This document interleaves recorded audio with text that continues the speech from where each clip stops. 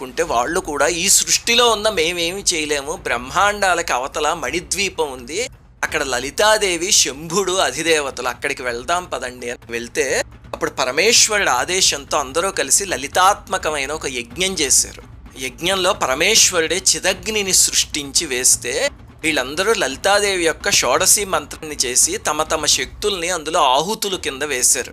అప్పుడు అమ్మవారు ఆ చిదగ్ని కుండ నుంచి ఆవిర్భవించారు. ఎలా ఆవిర్భవించారంటే కోటి సూర్య ప్రతీకాశం కోటి చంద్ర సుశీతలం అంటారంటే కోటి సూర్యుల కాంతిట అంతుంటే వేడిగా ఉంటుంది కదా, కానీ కోటి చంద్రుల్లాగా చల్లగా ఉందిట.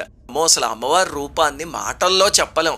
దానిమ్మ రంగులో లేత ఎర్రటి ఎరుపు, 4 చేతుల్లో పాశం అంకుశం చెరకవిల్లు పుష్పబాణాలు అవన్నిటితో వెలిగిపోతూ చిదగ్నికుండ సంభూత దేవకార్య సముద్యత అని దేవతల కోసం ఆవిర్భవించారు. దేవతలందరూ జయజయధ్వానాలు చేశారు.